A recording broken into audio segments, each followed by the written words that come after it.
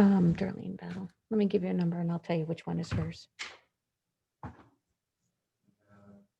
Ending in 3062 6028. 6028, that's her.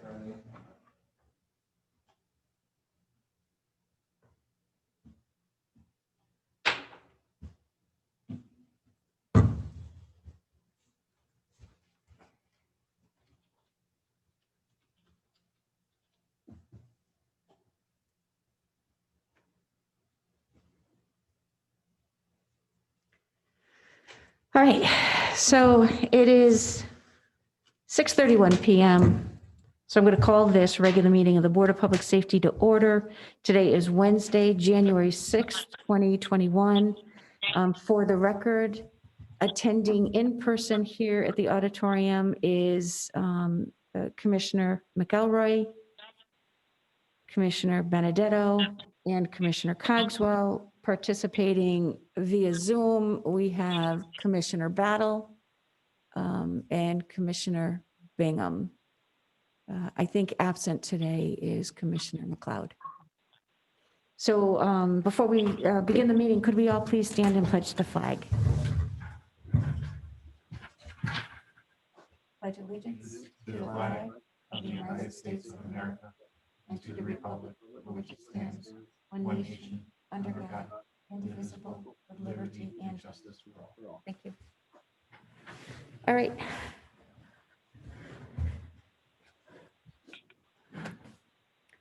Jumping right in, item number 1 on the agenda, I will entertain a motion to approve the minutes of the regular meeting held December 2nd, 2020. So moved. Second. All right, I heard Commissioner Benedetto and Commissioner Cogswell.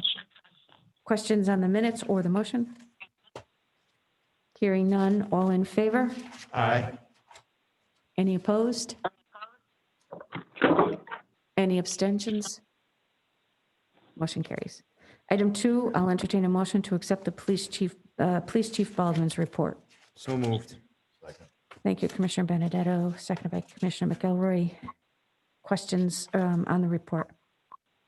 Chief, good evening. Can you hear me? Sure. Just a quick question on the overtime and where we stand with manpower.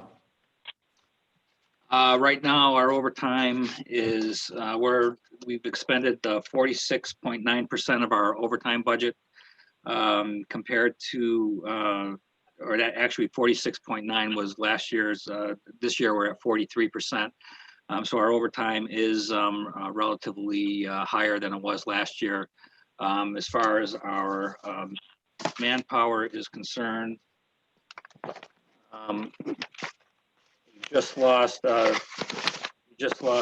Lieutenant Calabrese, who retired, but we did swear in 2 new officers, so we've maintained a current manpower level of 73 out of our authorized 80. The unfortunate thing is that several of those officers are still on their FTO program and 2 are just starting the academy. I also have 3 officers that are out injured, so it does put a little bit of a strain, or quite a strain, on the patrol function of the department. So as a result of people being out sick, vacation time, the injuries that I have, our overtime has been higher than usual. And that also includes the mandatory training that the officers have to respond to in West Hartford. Okay. So how is the hiring process going? Well, the hiring process is moving along forward. We're getting candidates. I've spoken to other chiefs who are having the same problem with recruiting individuals. It's been very, very difficult in this time. The problem lies with seat availability within the various academies. The Post Academy has 3 sessions per year. That's been cut way down compared to what it used to be. We also are utilizing satellite academies. Satellite academies are such as New Britain, Waterbury, Hartford. There's some others as well, but they're not offering any classes at this point. Our last 2 recruits who graduated from the academy were from the New Britain Satellite Academy. They're currently on their FTO program. We are anticipating hoping to get some seats within the New Britain Academy that may be coming, and it won't be till May or June. So it's, I fought to get 2 people in this January class that is starting on Friday. So we at least have 2 people going in there. If we had several more seats, we would have probably been able to fill those seats. But it boils down to the availability of seats in the academy to get our ranks, our numbers back up. And we're competing with the other departments within the state. Okay. Thank you, Chief. Okay. Other questions for the chief and his report? All right, hearing none, I'll call the motion. All in favor? Aye. Aye. Any opposed? Motion carries. All right, item 3, I'll entertain a motion to accept Fire Chief Talley's report. So moved. Second. Thank you, Commissioner McIlroy and Commissioner Benedetto. Questions on the report? Chief Talley, I have to ask you the same question I did Chief Baldwin, because I see yours is 41,000, your overtime. What's the drive? Is it the list? Is it the calls or is? No, it's the big drivers really are a couple things. At the height, we had 6 members out on COVID-related leave. That number is down, but that we still had impact in and out. We're also saw substantially increased vacation utilization. January to July, there was very little vacation utilization. So, from July to January this year, we saw a substantial vacation utilization because it had to be used by January 1.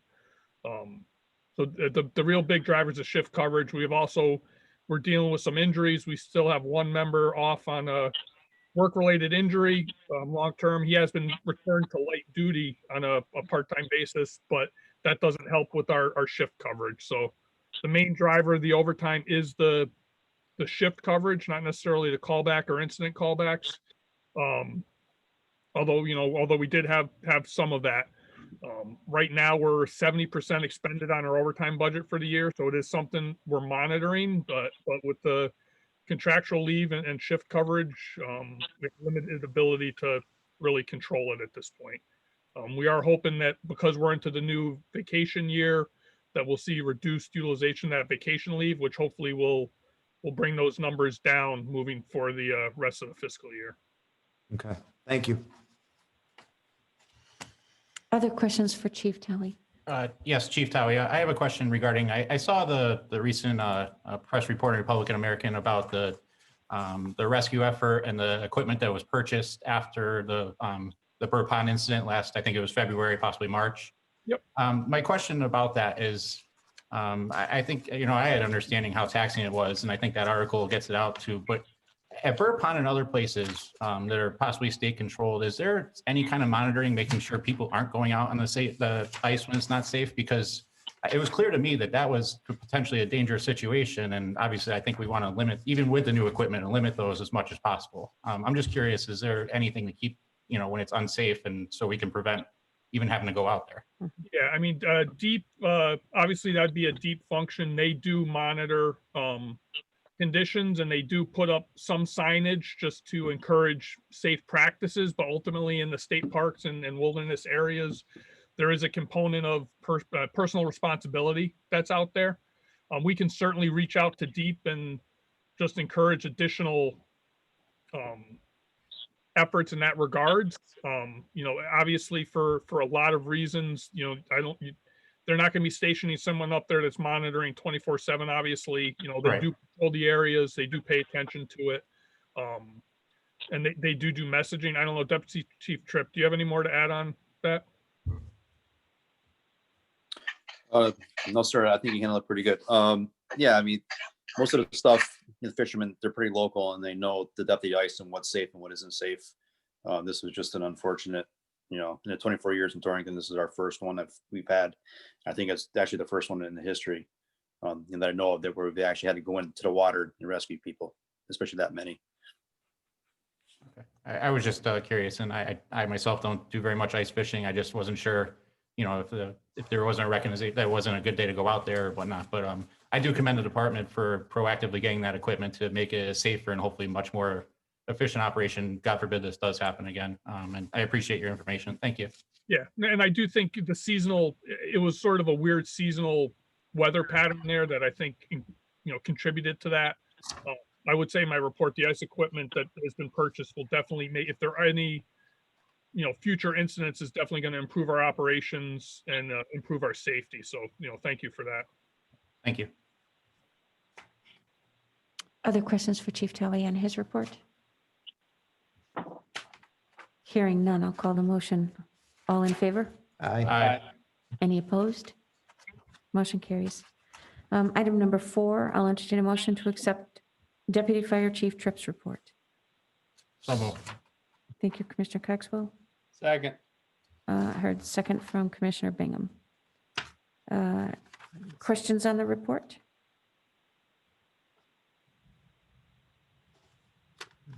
Nothing? I'll call the motion. All in favor? Aye. Aye. Any opposed? Motion carries. Item 5, I'll entertain a motion to accept the emergency management report. So moved. Thank you, Commissioner McElroy. Second. And seconded by Commissioner Cogswell. Questions?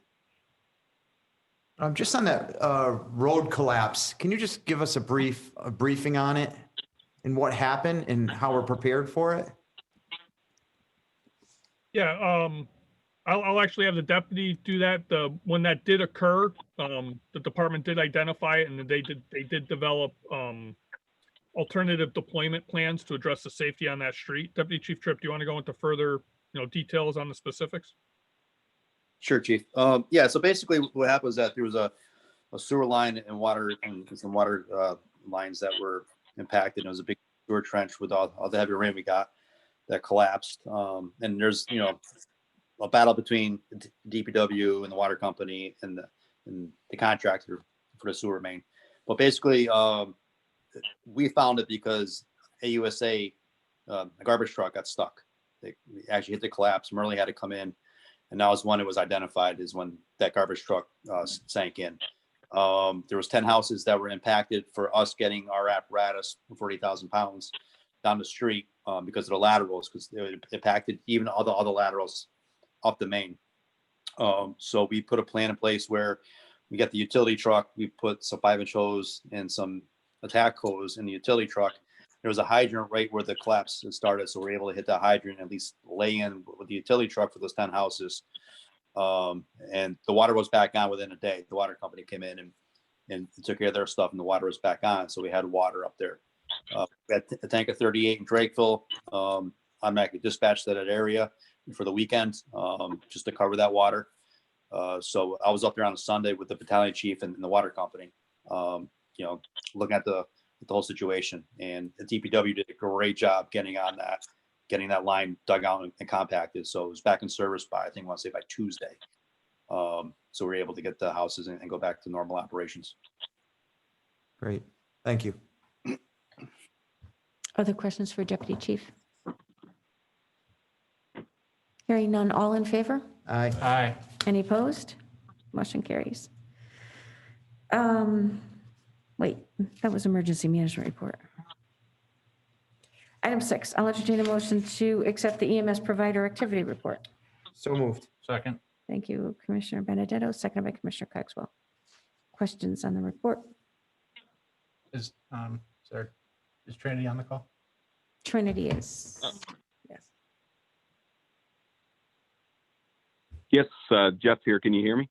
Yes, I just had one question about the report. I noticed in the last one, it talked about a referral to or a respond by another agency. Is that because it was on the border of the municipality, or what's the reason why an ambulance call will be referred to another provider? That would just be in a situation of a mutual aid. So where we had multiple emergencies all at the same time, where we would actually call a mutual aid town in.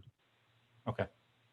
So it seems like that's very infrequent. I mean, it obviously can happen, but it doesn't seem like it happens a lot. Yeah, it is. It is pretty infrequent. Maybe I've noticed over the last few months it's been 0, but it looks like that month we did have one time where we did have a mutual aid ambulance in. Okay. I appreciate the information. Thank you. Jeff, just a quick question here. On on the fire department assist, that's only when they assist you on a lift or you dispatch them? So, yeah, so they're no longer being automatically dispatched like they were in the past for addresses that were marked by either our dispatch or LCD's dispatch. So they're only being dispatched when our units arrive in a scene and request more assistance, say a second floor with a bariatric patient or something of that nature. Okay. But they're still going to heart calls and in the regular. They're still responding to cardiac arrest and echo types of calls and delta seizures. So yeah. Yeah, Commissioner, we haven't changed our response profile. That's just the reporting those are just those calls that were for lift assist for those calls we normally wouldn't have been dispatched to, but they needed assistance. Okay. Great. Thank you. Okay. Final call for questions for Jeff. Hearing none, all in favor? Aye. Any opposed? Motion carries. Item 7. I'll entertain a motion to consider business by the volunteer fire departments. So moved. Thank you, Commissioner Benedetto, and I heard Commissioner Bingham. All in favor? Aye. Any opposed? I see Dave Macalis is on the phone. Yep, I'm here. So a couple of things. We've had quite the year with our tanker this year. We in the beginning of December, we actually found a bolt, like a 1/2-inch thick bolt in one of the tires of the tanker. And so it was flat. So we had to repair or replace 2 tires. Now with part of that, we realized that there's 10 tires on this truck. The other 8 tires on this truck were out of date per NFPA. NFPA states every 7 years they have to get replaced, 7 years from manufacturer, and these tires are past that date. So while we were down at Totsi getting the 2 replaced, we got a quote for the rest of them. It's going to be another $4,200 for us to do that.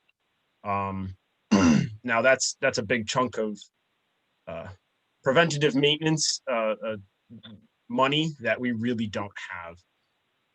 So we are talking to the chief and whatnot about that. But that's going to be something tough for us to be able to fund. When we talked last year, we talked about the grants and we needing SCBAs very shortly here. If we do this, we probably won't be able to fund, even if we get a grant for the SCBAs, we won't be able to fund that, the 10% that we need for that. So we're trying to figure out what we can do there, talking with the chief and whatnot, and trying to figure out where to go from there. But we have been continuing on with training. We have one member right now that is quarantined for COVID reasons. Just an exposure. Actually, his son is tested positive. So, but besides that, we are doing okay. Great, thank you. I just got- Yeah, questions from Chief the board. Macalis, how is the membership going? We're actually doing pretty good. We, in the last 6 months or so, I'll say, we gained 2 members, 2 firefighter members and 2 explorers. And so we're doing okay that way. And we have been able to respond to, I don't know the exact numbers. I haven't seen the newest exact numbers, but I want to say somewhere around 90% of all the calls that we get toned out to. And just another question, is the tanker out of service now that those tires are that old, that they don't meet the standard? No, the tanker's not out of service currently, just because the tires only have 6,900 miles on them. The reason for the NFPA regulation is because of dry rot. We have had them inspected. They are fine. We're not in a safety situation at this point, but if something is to happen, then we could have an issue. Okay. And Thank you. just to follow up on that, on the age of the tires, obviously on, ours, with our wear life, we never hit that 7-year limit, but with the tanker, that's a lot of weight going down the road. And those safety standards for, emergency response vehicles are there to safeguard the drivers, the apparatus, and the public, obviously, as these vehicles are going down the road. So I know it's a lift, it's an unbudgeted item on either their budget or ours, obviously. But it is something I think we really need to address, because even if we can try to find a way to get those tires repurposed into other vehicles and get the emergency response vehicles tires up to current safety standards, because that does, God forbid something happened with that vehicle, that would be one thing that people would be looking to check. Chief, my concern right now is, now that we know about it and we're allowing that tanker to move, and if something did happen, what happens then? I agree, Commissioner. I do think it's something that we really need to address, and I don't know if there's ways to secure, additional funding to make sure that happens. But I do agree that that's a concern and an issue that needs to be addressed. Now, I will say, we can use additional care and change response modes with it. But ultimately, we need those tires to be updated and upgraded.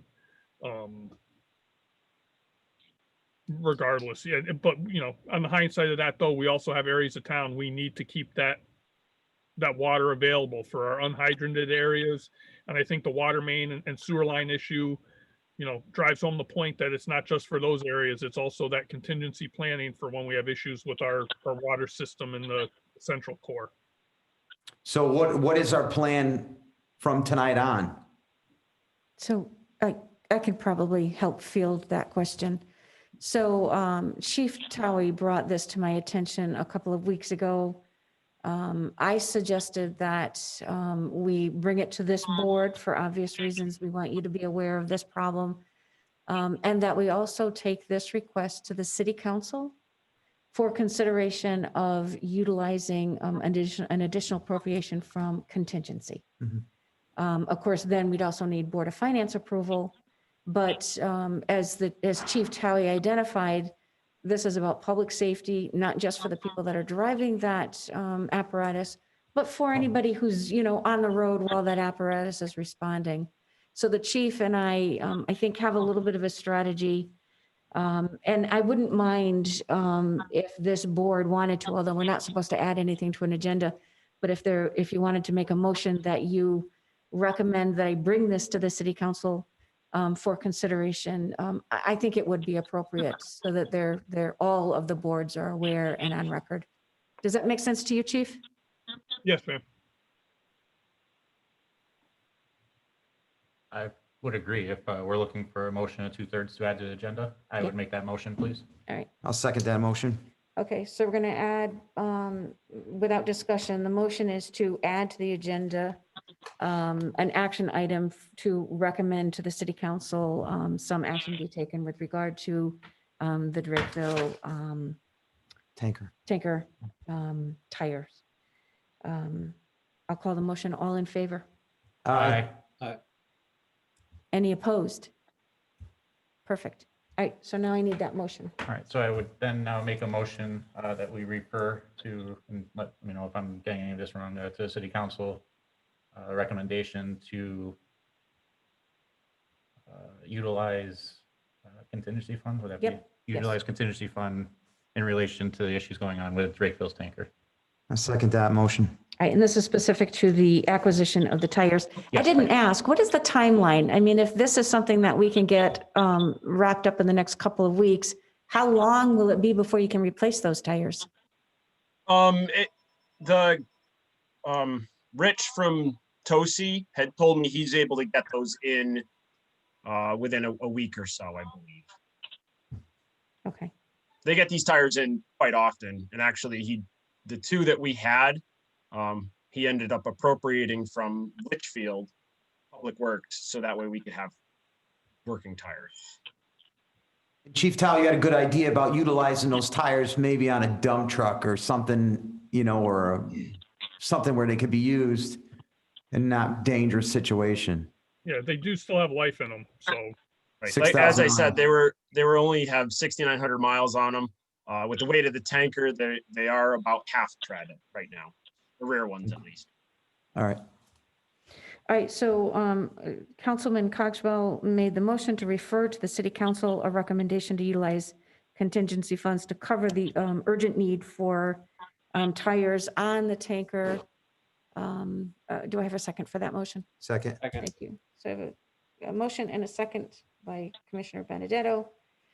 Discussion, questions, comments, any other thoughts before we call the motion? So Chief Macklis, how many tires would that be? How many tires on that truck? There's 10 tires on that truck. We replaced Replaced two two. already. So that at a cost of us of $960. And then the other 8 would need to be replaced. 6 of those being the same exact as what we replaced already, and 2 of them being a little bit larger and a little bit more expensive, unfortunately. So that would be another $4,200 total. And that is the pricing that the government pricing that the city would normally get, that TOSI allowed us to have. So it's a state bid then. Yes. Good. All right. Other questions or comments? All right, then I'm going to call this motion. All in favor? Aye. Any opposed? Good. The next regular council meeting is January 19th, the day after Martin Luther King Day. So we'll advance this. And that is also the same evening as the Board of Finance. So we should be able to wrap this request up on the 19th, okay? That'd be great. Thank you. Thank you very much. Well, you're welcome. We need to keep you all safe. So we're still on the floor. Is there anything else from Drakeville that you needed to add this evening? At this point, I don't believe there is. You know, we've been doing pretty good, like I said, with the COVID numbers and whatnot. Most of our members, if they've had it, they've been able to come back from it fairly quickly. So That's great. All right, and I do see is Gary on the phone? Is that, or somebody from Torrington? Oh, I don't know if he's live. Okay. Necklace. Did you say that most of your members had COVID, or most of your members who had COVID came back pretty quickly? the members that did have it, they were able to come back pretty quickly. Okay, So, thank so you. we did have a couple of members that have had it, and they were able to get over it fairly quickly, and then you know, come back with a negative test and be able to come back to the department. Excellent, thank you. Sorry, I didn't mean to be confusing about that. No, it's just the way that I heard it. It's like, oh, all right, great. All the people who are coming from the volunteers are getting COVID. No, that is not the case. We've only had two members at this point that have had it. Okay. So Thank you. All right, not seeing or hearing anyone from Torrington, this is a disadvantage for them. I know they've had technical difficulties up there. So then I'll move on. Item number 8. I'll entertain a motion to consider business by the department heads. So moved. Thank you, Commissioner Benedetto. Second. And seconded by Commissioner McElroy. All in favor? Aye. Aye. Any opposed? We are under the department heads. Chief Baldwin, was there anything you wanted to add this evening? Sure, Mayor. First of all, Happy New Year to all of you. I hope we have a better 2021 than we did in 2020 last year. As I indicated with Commissioner Benedetto, we did have a retirement, Lieutenant Calabrese, who served this city for 25 plus years, did an outstanding job. He's going to be a big loss to our agency and to our department. Of course, we wish him the best. Also, as a result of a resignation, as I mentioned, I believe at the last meeting, Officer Crawley has resigned and has moved to the Simsbury Police Department. He was another fine officer who served this city well for the time that he was with us. As a result of Lieutenant Calabrese's retirement, the promotional exam is being held on Friday, the 15th, for both the sergeant's rank and the lieutenant's rank. Also, Commissioner, as the Commissioner stated, asked earlier about the manpower, we were able to hire 2 new officers on Tuesday, one being Jared Cabrera from Terryville, and the other being Noe Gaudet from Thomaston. So they're relatively local, which is one of the things that I'm trying to do, is to get more people from within our Torrington community hired by our department and interested in our department. Their academy starts on Friday. It will initially start off as a virtual academy because of the COVID situation. Hopefully, they're going to be able to attend the academy in person. All the practical work that they'll have to do as far as their training is concerned will be done as a practical basis and in person. Right now, I have 2 officers that are out on COVID-related illnesses. Also, with the assistance of Chief Towie and other various agencies in the city, we are starting our vaccination process. Officers are currently being vaccinated. We're very grateful to both Charlotte Hungerford Hospital and the Torrington Area Health District, and of course the Chief Towie, who's assisted us with that. So we're in the process of getting our officers vaccinated. All of the PAL activities for the foreseeable future have been suspended. We're hoping that something changes. We'll be able to start getting these activities up and running again. For the month of December, our toy drive was a success. We had numerous volunteers up at Walmart. Those toys were administered to various city agencies. And again, I'm very grateful for all of the volunteers that showed up, including men of our department. I met, as everybody knows, I meet with the mayor on Tuesdays. We did start discussing the budget process and the Torrington Police Department budget. We are going to, I'm anticipating a mandated increase, which is a result of this accountability bill, somewhere in the range of about $250,000, which will be an increase that we don't have any control over. Those increases will be a result of the dash cams that will be installed in the cruisers. We're fortunate that the initial cost is going to be cut.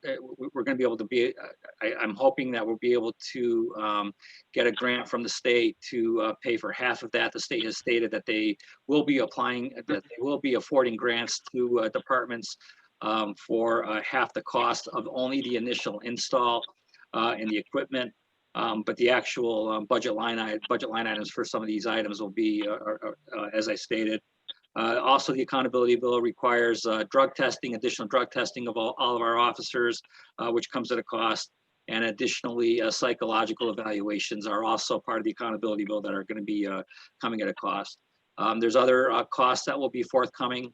I'm in contact with, obviously, my colleagues, other chiefs from other departments who are experiencing similar issues with their budgets as well. There is the CPCA is in the lobbying efforts to try and discuss some of these issues with our legislators. So we're just going to have to stand by and wait and see what happens. But these things became effective. The 3 items that I mentioned did become effective January 1st of this year. And finally, I just want to, for those of you, I'm sure you're well aware of, and you know, Captain Gonzalez is with us this evening. Going forward, I will have a captain sitting with me at these board meetings, which I'm grateful for. So that's pretty much it in a nutshell for what's been going on since our last meeting. Does anybody have any questions? Chief, just one question regarding the dash cams. All of our officers currently have body cameras. Is that correct? Anyone who's on the street? That is correct, Commissioner. And that includes our animal control officers who are also involved with the community, and it's a necessary tool for them as well. So just recently, the animal control officers have been issued body cameras as well. I can say that when this bill was being proposed, several, as part of our lobby, we were discussing the reasons for the need for dash cams when we already have body cams. But unfortunately, the legislature decided to go forward with the dash cams in addition to the body cams. So now we have we have to have both. We can't have one or the other. And Can you explain what is the prevailing thought if we already have, and I know there's a lot of departments that don't have the body cameras, but what was the prevailing thought that if to add the dash cameras, is that catching something else that we wouldn't see already? I think part of the issue with the body cameras is that as you're responding to any type of a call, the body cameras are basically mounted mid sternum of the mid chest area of the officers. So you may be capturing the dashboard of the vehicle and very little of the exterior of the vehicle. The dash cams are, and the other thing with the body cameras, if there's any criticisms about them, is that they're very shaky. They're not a steady stream or a steady video because they move with the officer. The dash cams, on the other hand, are mounted on the, in the windshields. It's more of a steady recording of what is going on, and also it records an officer's response. And upon an officer's response, it has a steady recording of both the front and the rear of the vehicles as to items as to anything that may be going on. I'm not quite sure. That's just the technical part of it. I'm not quite sure what I'm assuming that's what the reasoning was. But again, I can't speak for why the legislature went with both. No, and I understand. I just wanted your interpretation of why they would require that, especially for the part, and that's why I appreciate it. Thank you. Yeah. In all honesty, I don't think, again, absent the cost, and obviously we're all trying to do our best to rein in costs associated with our budgets. But in all honesty, I think the dash cams are a very, very useful and very helpful tool for capturing things that the body camera will not capture. Okay, I appreciate that input. Thank you. Chief, quick question. I know we had issues with storage and FOIs, manpower. Who's in charge of that department, and who's going to be in charge of storing the dash camera video? And aren't you going to need another officer to help out in that department, or is one officer going to do both? Right now, we have we were very fortunate. The Board of Safety, you supported, and as well the Council and the Board of Finance supported our contract with the current company that we have with our body cameras, which is Axon. Part of the attraction to that contract with Axon is the unlimited storage that is available to us. We've reached out to Axon concerning our dash cams, and it just makes sense. And again, we're still talking, trying to figure out what the costs are. We know what the costs are going to be considering regarding Axon, but we're still working with them as far as crunching some numbers are concerned. But the good thing is that we will not have to pay for any additional storage as it relates to dash cams. So there will be a savings from that regard. As far as the FOI complaints and the FOI situations that are taking place, I do have an administrative sergeant who does an outstanding job in handling the FOI complaints and obtaining any type of video type of recordings that are requested as a result of FOI. He and I have others that assist him in that regard to obtain those. Right now, I don't know how much more. I would anticipate, Commissioner, that there will be additional work, but I don't know to what extent.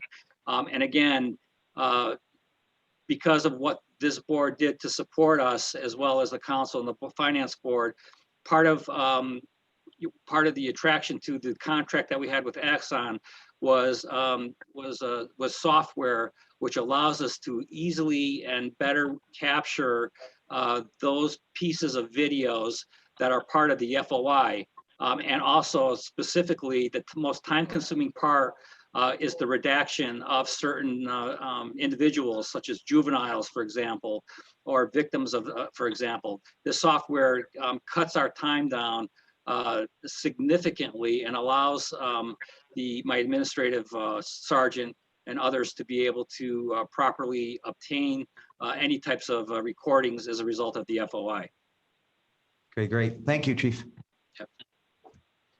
Other questions for Chief Baldwin on his report?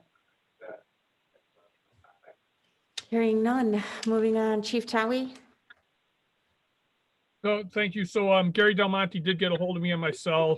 They are in the meeting and can hear and see everything, but they can't get their audio working. Can you guys hear us now?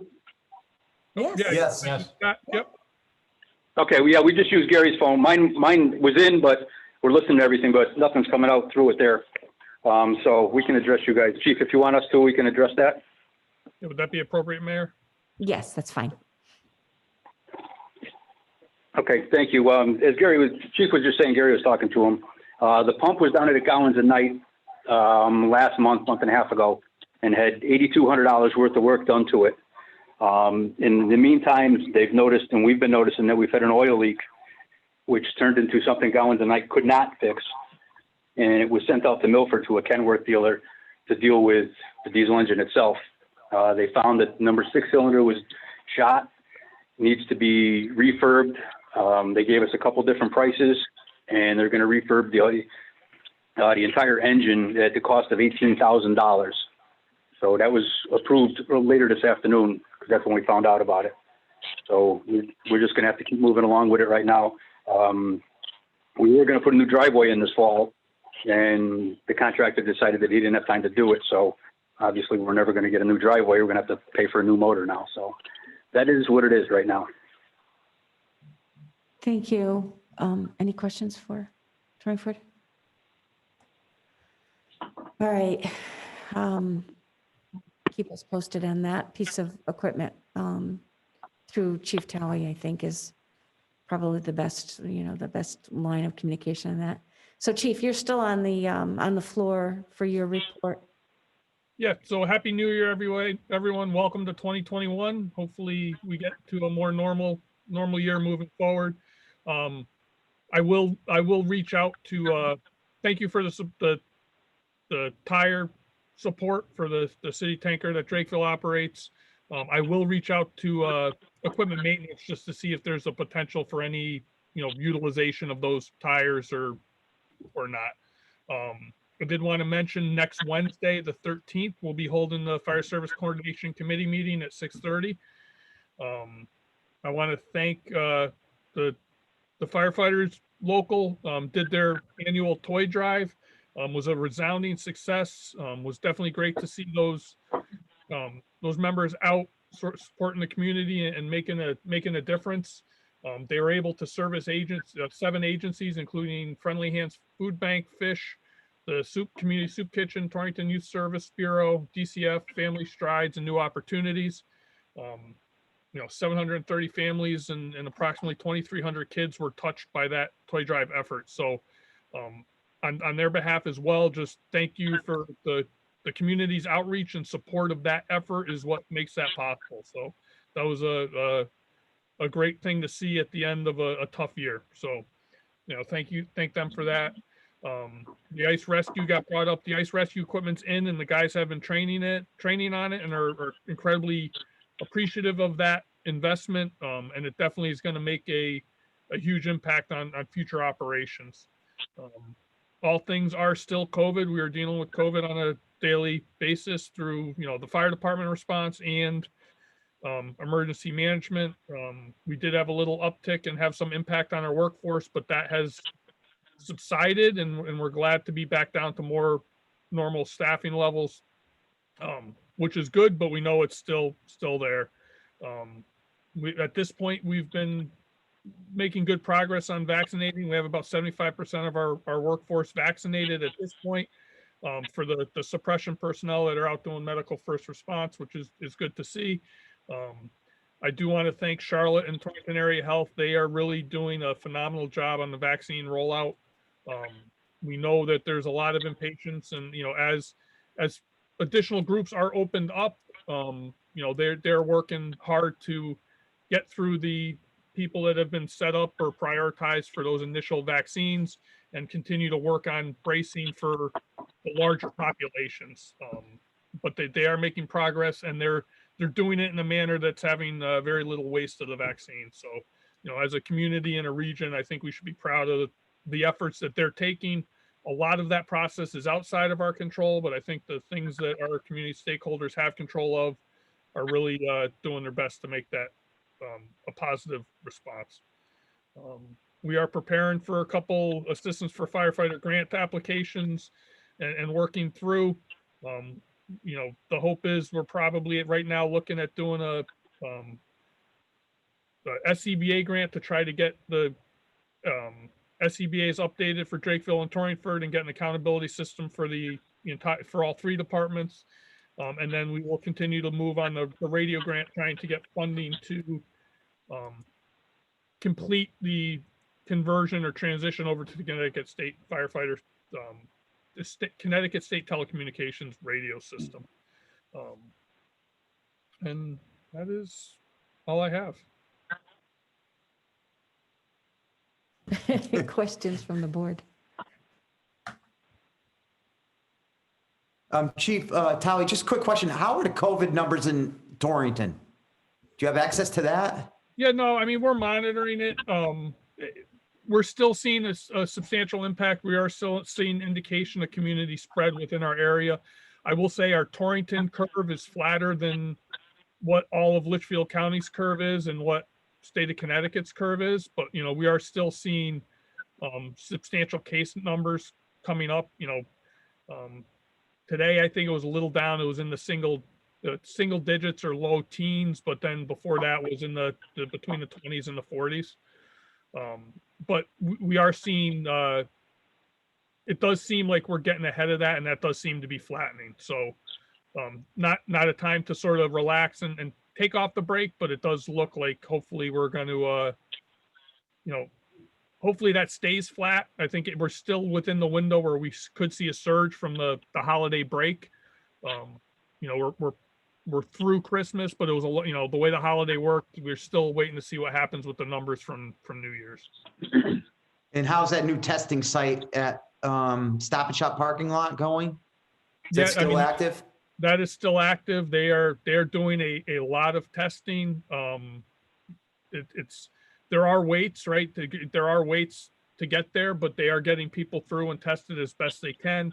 I will say the Community Health and Wellness Center is doing walk-ups in Torrington on Friday, and they've been doing a lot of testing within the community and been a huge resource for us as a department, getting access for testing for our members as well. So, I mean, I think testing, those two organizations are doing a lot of work and effort, and they're pushing tests through. You still are seeing, you know, anywhere between 2 and 3 days on results for most of those tests, but I think that's sort of expected at this point.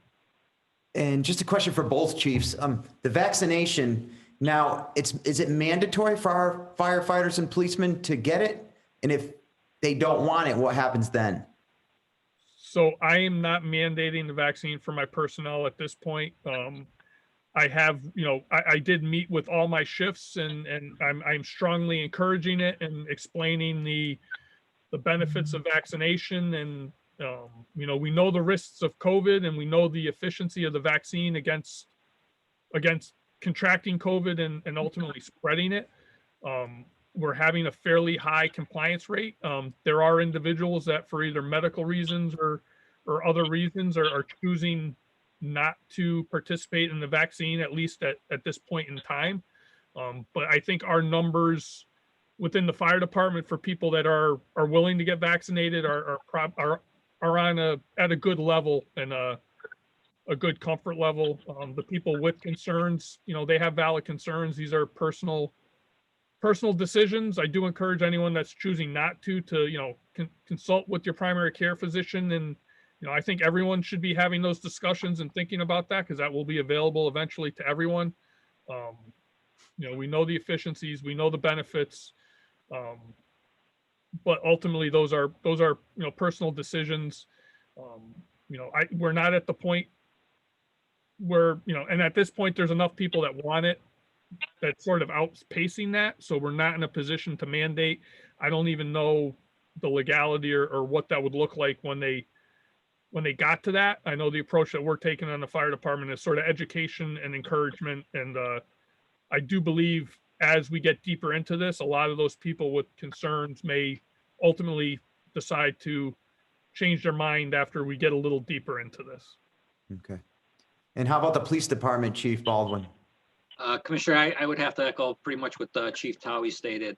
There are those individuals that are not, that are a little reluctant to get the vaccine. As far as mandating or forcing them, I think that's uncharted waters. I'm not sure how we would force somebody to get a vaccine at this point. I think we just stand by. We keep waiting to see what the CDC recommends and what the Department of Health recommends. We know that they recommend taking the vaccine, but as far as any type of mandatory or forced evacuation, vaccination, we're not at that point yet. We do have several officers are interested in the vaccine, but there are several, very honestly, that are reluctant to get the vaccine. Okay, thank you. Other questions for? Chiefs, with the vaccinations that are coming through, do you know if they're the Moderna ones or the Pfizer ones? Just curiosity. The Moderna, it depends on who's running the clinic. My belief, I'm not positive of this, is Charlotte's the only place in the region that's doing the Pfizer locally. But the Charlotte is also doing some Moderna vaccine or doing a lot of Moderna vaccine up there. Torrington Area Health is not doing the Pfizer vaccine. The Torrington Area Health clinics are the Moderna for logistical reasons. It doesn't require the super cold storage and is a little easier to maintain temperature and storage in the dose. So I think logistically, at least what I'm seeing is we're seeing more of the Moderna in our region at this point in time. The Pfizer, like I said, was through the healthcare system and they have the capacity to be able to do it and was largely utilized for their workforce. Thank you. And in the context of the testing facility, my wife and I had to go through it at the drive-through one at Stop and Shop a couple weeks ago. We were just contact exposure. We were fine. And it was run very, very, very smoothly. I want to commend them on how they did it. And we were in line for quite a while, despite the appointment that we had, but it's just circumstantial at that side.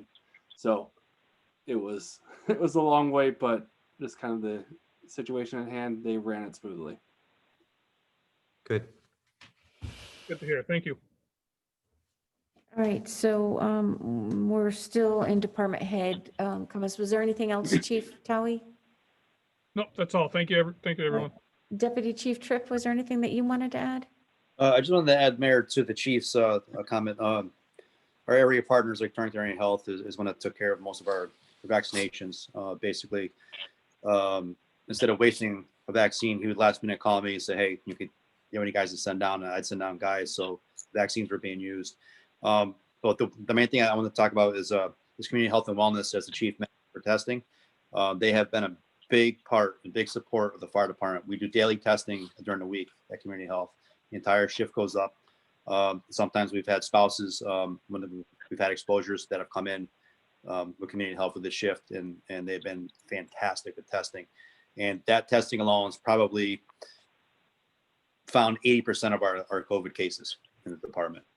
By doing that testing, we've been able to identify the pre-symptomatic with the people. And as soon as they get positive, they start developing symptoms like 2 days later. So they're out of work before they can actually, get everybody else contagious. And it's been spaced out, thankfully, because of that. It hasn't been like a shift taken out all at once, as you see it, as these holiday gatherings and family gatherings. So fortunately for us, though the overtime's up a little bit, it's been spaced out and we haven't been, staffing issues. So, but, thanks to the partnership that the chiefs developed with all these community partners through emergency management, we're all working together on this. Deputy, how long ago was the vaccination done? The first vaccinations were at the end of December.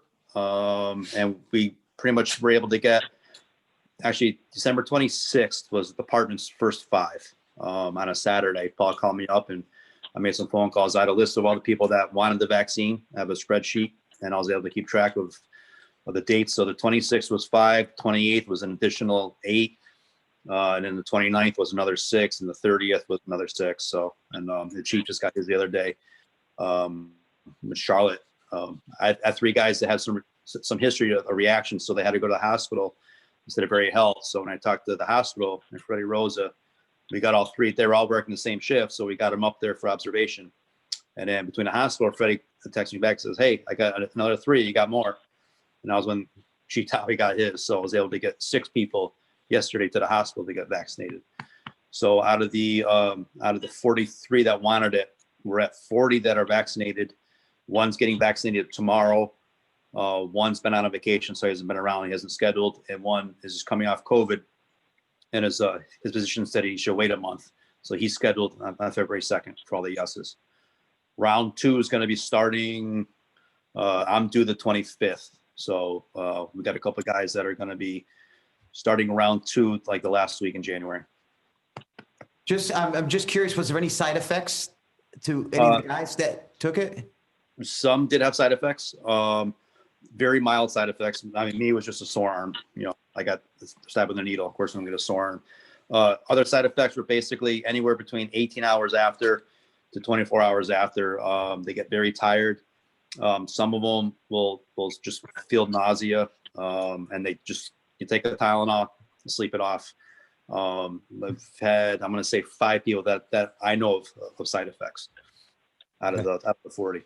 Just curious. Thank you.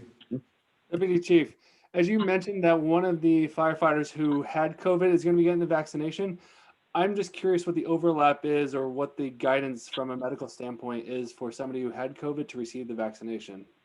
Well, so the initial guidance was 28 days after getting COVID positive. They wanted to wait the 14 days of getting better through COVID and then an additional 14 days. Then I was told that was misinformation. It was just the 14 days. Some of the guys that have talked to their own personal doctors, they're recommending at least 28 days. So it's one of those things, you know, because they want the antibodies to try and kick in a little bit first before you get the vaccine. That was the physician's theory of the 28 days. So it's a minimum 14.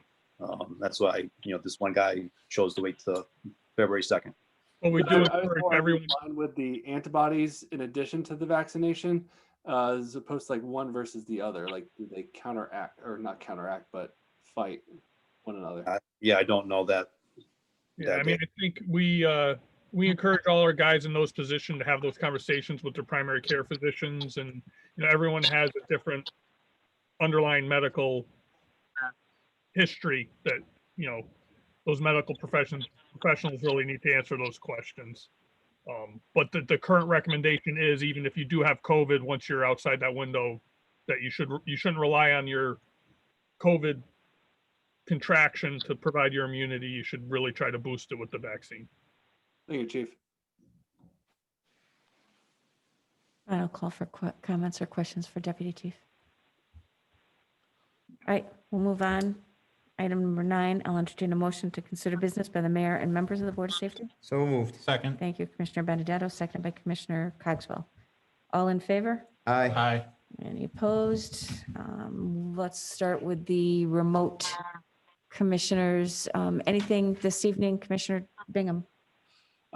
Thank you, everybody, for everything that's been going on throughout 2020 and having us new members on the board or the commission. It's been enjoyable. I turned on the news after I finished up work today. Unfortunately, I was buried into my work and was able to watch the news all day, and I'm absolutely disgusted with what's going on in Washington right now. I am immensely grateful and fortunate that I don't believe that will come up in Torrington. But I know if it somehow does, that we have the absolute best people around supporting us and keeping us all safe. So thank you all. Have a happy new year, and it's going to be a fun work with you continuously. Thank you, Commissioner. I'm not sure, Commissioner Battle, I think, is still on the call. Is there anything, Darlene, that you wanted to add? Is she still on? Might be muted.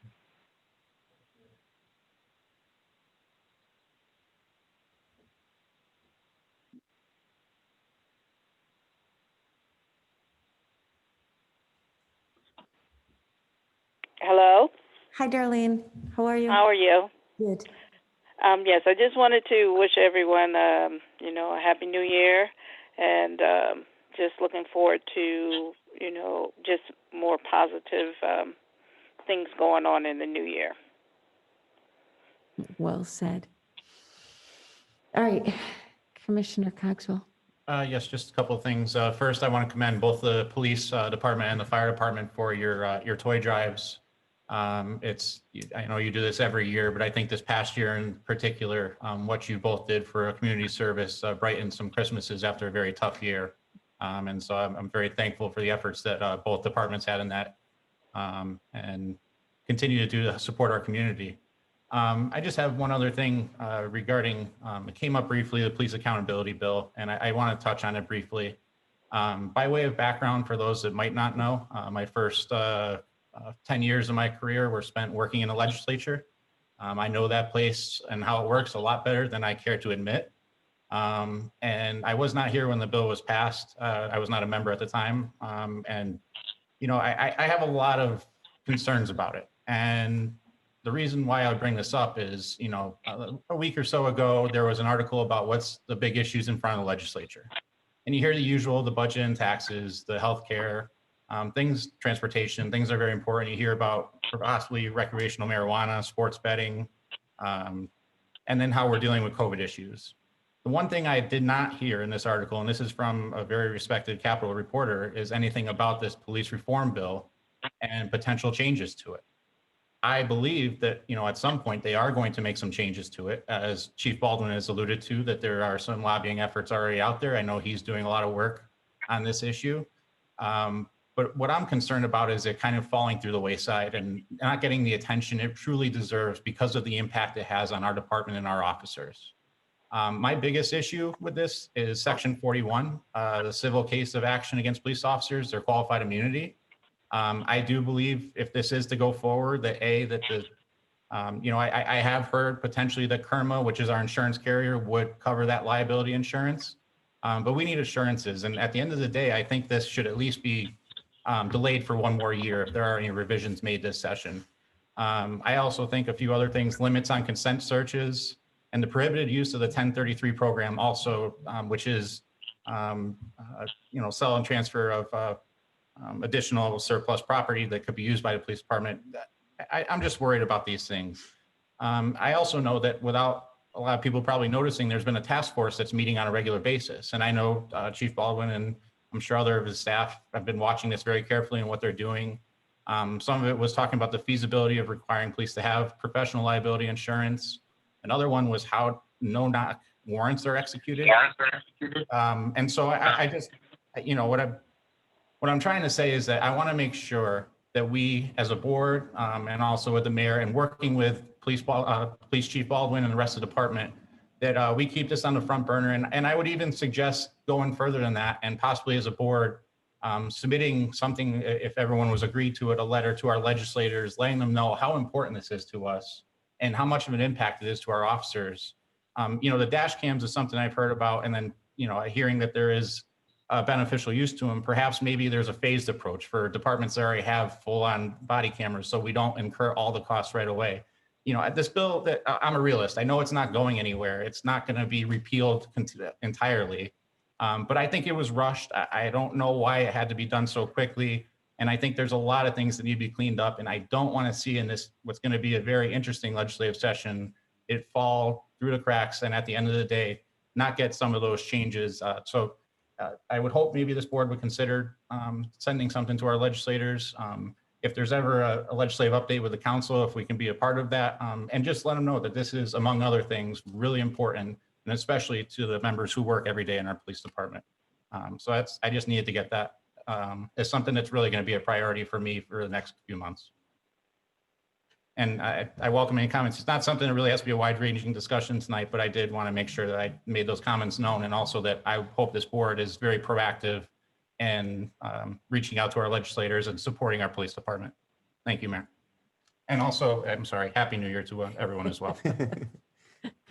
I'm hearing you suggest that it be a letter from the board. Do you, is this something that you think we could take a stab at pulling it together, putting it on city letterhead and having each of the Board of Safety members sign and then forward to our delegation? Is that what you think would be good? I think that's the best process, yes, and make sure everyone's agreeable to it. Additionally, not just our legislators, I would hope that when the public hearing comes up in the Judiciary Committee, that maybe we even submit testimony as well. And so that we're being more proactive than we possibly would be, because this is just, it's too important. And so yes, I think that would be a reasonable approach if others were to agree to it. I just have one thought. If we invited them to our meeting and talked to them face to face, Well, and I I think think it would even get easier, more- sometimes they've said their time is, but with Zoom, they could do it from They their could office. do right from their office. I think this year would be even easier with the Zoom to hopefully maybe even have that conversation in person as well. Sure.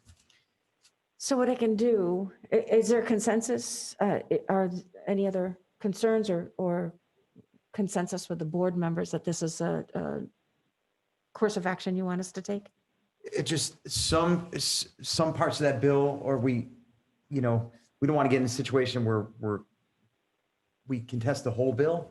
Right, and I'm not saying, and then that's where I say I'm a realist. I'm not saying that this all needs to be. It's not going to happen. That's the political reality. Yeah. But I think and where I come from has always been a consensus, or how can we improve things? And I think there will be some changes made to it this session. Perhaps maybe even delaying some of this from going to effect so that it can properly be implemented.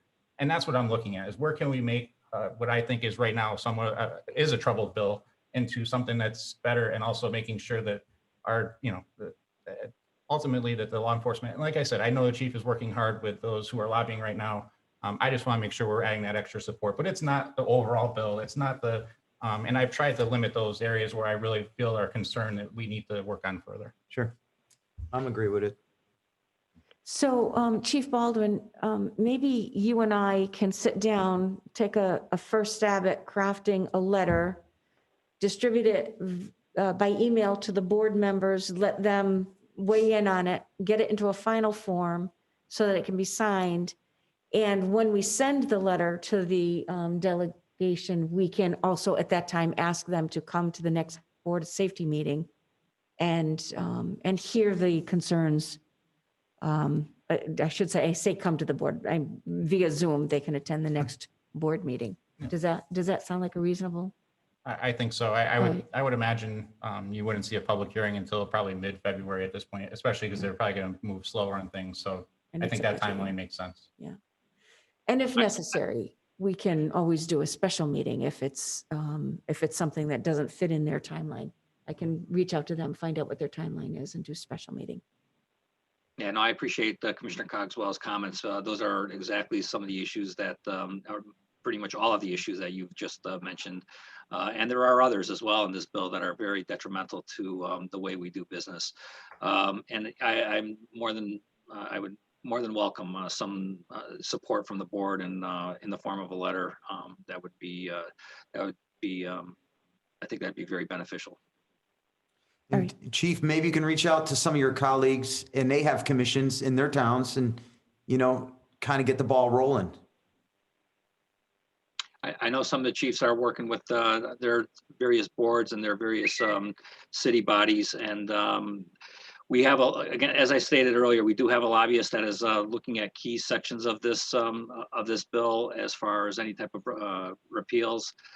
So we're in contact with him as soon as I'll speak with him again after I haven't spoke with him after the first of the year, but I will speak with him again and see what we can, as opposed, versus every item that was mentioned by Commissioner Cogswell, which again, I'm in support of. Maybe if we focus on one or two very important issues that would affect the way law enforcement goes on and does business. Because we can't afford it here, Chief. Right. I know that. I know that. Yeah. It's an unfunded. It's the typical unfunded mandates. It's worse. It's worse than unfunded. So, all right. So we can put together some talking points, and we'll circulate a draft of the letter, see if we can get it into a final form, and that will precipitate the invitation to the next board meeting or a special meeting if it's required. Thank you. No, I appreciate that. I'm glad you brought those up. Commissioner Benedetto. I just wish everybody happy new year, and Commissioner Cogswell has good ideas. I'd like to see that move forward. Chief, I have to ask about our parking lot at the police department. Is that all set? And somebody, more than one, asked me about that telephone pole. Well, it's not just one. There's two telephone poles, Commissioner, that we would have loved to have removed prior to the paving of that lot. Unfortunately, it's something that we have to live with. We have protected it as best we can with the bollards around the pole. Admittedly, we have had some minor incidences with some cars hitting that pole or those bollards. It is. How did that transpire? I had to ask because it wasn't an engineer. We weren't, again, the plan on the plan that was put together had been in process for a period of a couple of years. So I'm not, I don't know. I don't have an answer for you. Yeah. I don't know. So for any of the board members that aren't familiar, the area that these two telephone poles currently stand was a sidewalk and a little bit of, I don't think it was landscaped, but it was obviously a part of a different transportation infrastructure. It was sidewalk, it's cemented, it separated the parking areas. You're right. I think it's a design flaw. I don't know why bringing those resources underground before it was paved wasn't planned. And I think you're right, Chief. I mean, other than putting bollards or maybe developing some kind of a raised structure that will prevent any vehicle from getting even close to the bollards, is the only stopgap measure I can think of without having to, once again, tear up a parking lot and redesign. I just wanted to clear the record because all I hear is, oh, we do it this way in Torrington, but we don't do it this way in Torrington. And I wanted to clean the air of that. Yeah, we had a similar situation in the north or in the south lot, and I had there was a pole that was in the middle of the lot that I insisted be removed, and we did remove it because we were going to have the same situation with that pole. Going forward, I'm not sure. Again, I think this would have to fall under another department. Public Works, yeah.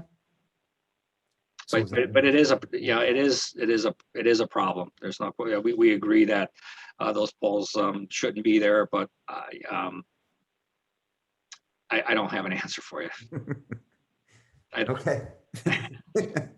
I understand, Chief. I don't mean to put it on you, but I just had to clear the air of that. And, I have people comment and you get tired of listening to people and say it's the city of Torrington, but I don't know. I'd like to put the blame on Eversource, but I can't publicly. Yeah.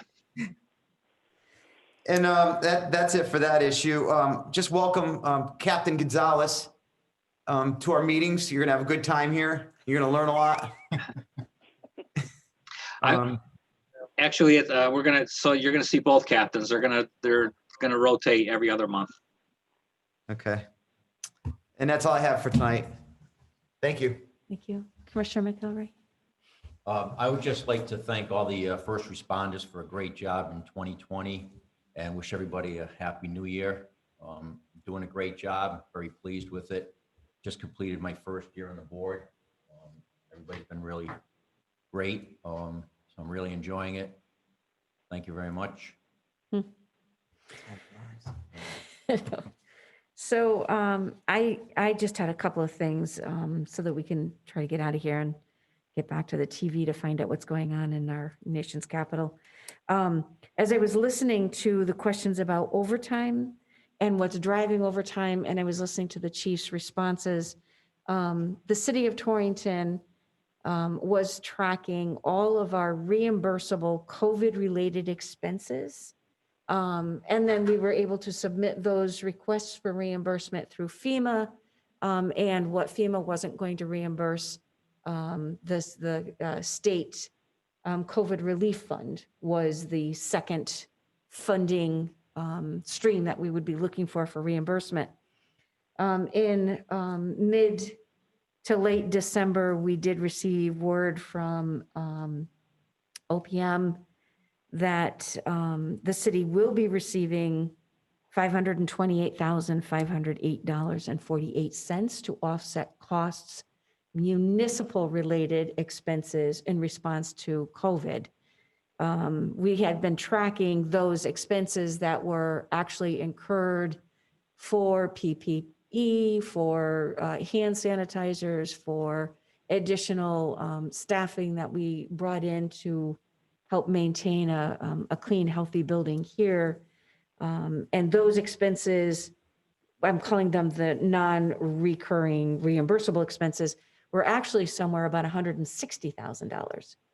So we're going back into all of the departments that where some of those expenses, like overtime, when you have to call in an entire department to be tested, and you're paying an overtime to have that done, or you have 3 or 4 police officers or firefighters that are out, and it drives an overtime. So we're going to go back and we're going to be looking at all of those expenses.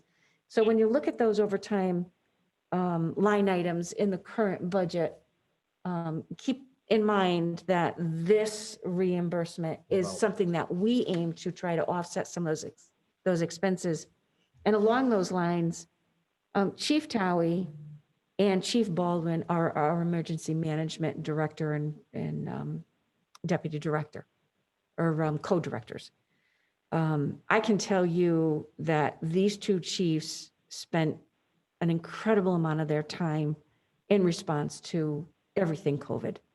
So we'll also be looking at that, and how to use those expenses, parse out what we can so that we can have a real good idea of what it really cost the taxpayers and the city to respond to this pandemic. Obviously, a $528,000 reimbursement or relief is great. And we hope that, this is non-recurring, that we're not going to see this thing ongoing for the next year. But I do want to let you know that that is something that we're keeping an eye on. As we're listening to the chiefs talk about vaccinations, just so this board is aware, the city entered into an MOU with Hartford Healthcare, Charlotte Hungerford Hospital, to activate the armory for mass vaccinations. Chief Towie has, and I think Captain Gonzalez was at the meeting with the hospital when they toured the armory. I got an email today from Charlotte Hungerford indicating that they would stand that vaccination site up January 18th. Is that what you saw, Chief? Yeah, that it's still not finalized, but the system, they were waiting to see how some of the other venues in the state operated so they could tweak the final operation. So Yeah. I think the week of the 18th is what their goal is right now. Obviously, it does seem like those initial rollouts at the convention center in Norwich, I believe, went fairly smooth. So they're looking to sort of build on that success and are hoping to be up and operational. That still is going to be for those, 1A, 1B at this point, but once the infrastructure is up there, I think it's going to work well. So. Yeah, and the MOU that we executed was for, we did it for a 4-month period of time with, obviously an option to extend that for obvious reasons. I think we're looking at the summer before they start doing the vaccinations for the general population. And finally, and painfully, welcome to budget season again. I've had a few conversations with Chief Towie and Chief Baldwin, and a few members of the council, and I was speaking with a couple of members of the Board of Safety as well. Last year's budget process, as you know, was so truncated because of the pandemic that I do feel there was a lot of discussion that just wasn't taking place. Our executive orders allowed us to suspend a lot of the process. The budget subcommittee, which normally met a couple of times a week for several weeks, did not get a chance to meet. So I think we're going to go back to square one with our budget deliberations and bring a real full focused review of the public safety budgets at the Board of Safety level. We'd be looking at not only the operating, which we always spend an incredible amount of time discussing, but the capital, which we do not spend a lot of time talking about. So my thought is that we would probably start scheduling some meetings in February so that the two chiefs, the deputy chief, the volunteer fire departments would have an opportunity to really go through what their needs are, what the budgets look like. And this will be in addition to the continuation of the work of the subcommittee, because I always say that these budgets don't exist in isolation. They're not siloed. They are part of the big grand scheme of the city budget. It's not just a $5 million fire department budget. It's not just an $8 million police department budget, but it's part of a $52 million citywide budget. So it really is important for that budget subcommittee to continue to look at those things in context. But I am hearing an outcry for a more focused review at the Board of Safety level, and I welcome that opportunity to do that.